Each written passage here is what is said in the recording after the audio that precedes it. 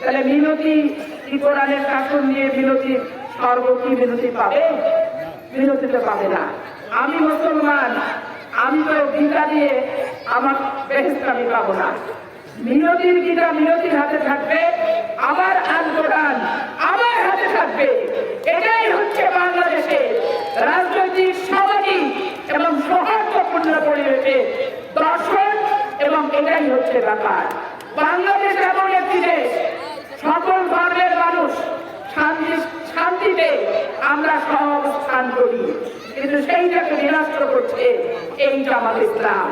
ভোগা দিয়ে বিভিন্ন জায়গায় যোগদান করছে, জামাতের লোককে জামাতে যোগদান করছে। আর দু চারটা আওয়ামী লীগ হয়তো এর সাথে ভোটবন্ধ, আমাদের সাথে কোনো কিছু না, এরকম দু চারজনকে তারা যোগদান করে বিশাল মনোযোগ স্ট্যান্ডবাজি করছে। আমরা জাতীয়তাবাদী দল যোগদানের রাজনীতিতে বিশ্বাস করি না।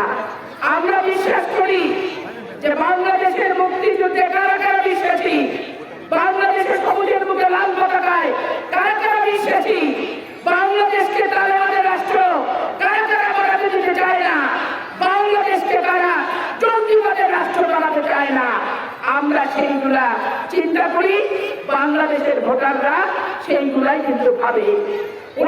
তারা বলতেছে যে আমাদের আমি রাজার ছেলে কখনো রাজা হয় না, এটা পরিবর্তন করতে হবে।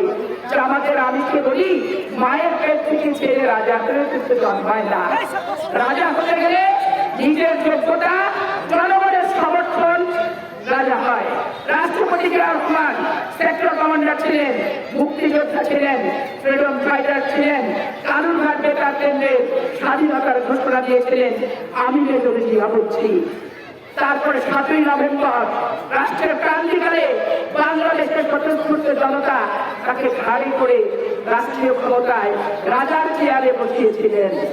যে কয়টা দিন উনি বেঁচেছিলেন তলাবিহীন ঝুড়ি তলা লাগিয়েছিলেন। যে কয়টা দিন উনি বেঁচেছিলেন দুর্ভিক্ষের বাংলাদেশকে খাদ্য উৎপাদনের বাংলাদেশে রূপান্তরিত করেছিলেন।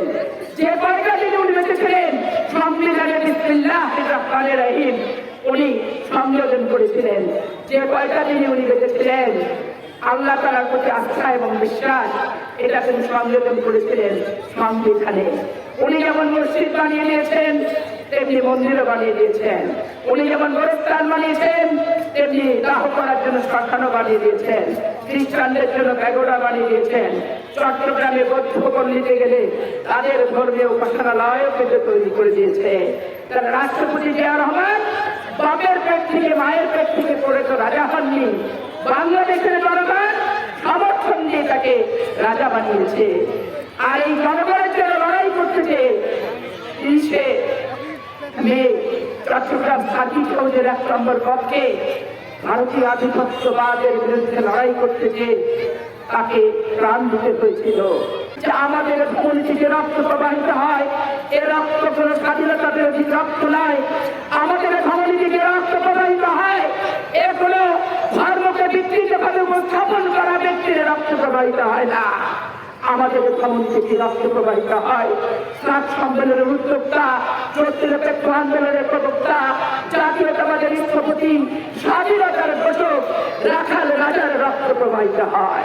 আজকে আমাদের আমিরকে বলতে চাই, বেগম খালেদা জিয়া 9টি বছর গণতন্ত্রের জন্য লড়াই করেছে।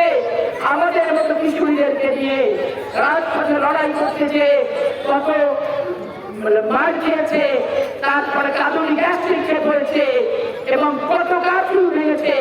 ভেঙে তাকে যুদ্ধ করে তারা 86 নির্বাচন দিয়েছিল। এই কাপুরুষ জামাত সেদিন নির্বাচনে গিয়েছিল জাতীয় পার্টির সাথে। আপনারা সবাই সাক্ষী, দেশনেত্রী বেগম খালেদা জিয়া নির্বাচনে না যাওয়ার কারণে আওয়ামী নেতৃত্বে তাদের আপনারাই কিন্তু ঘোষিত করেছিলেন।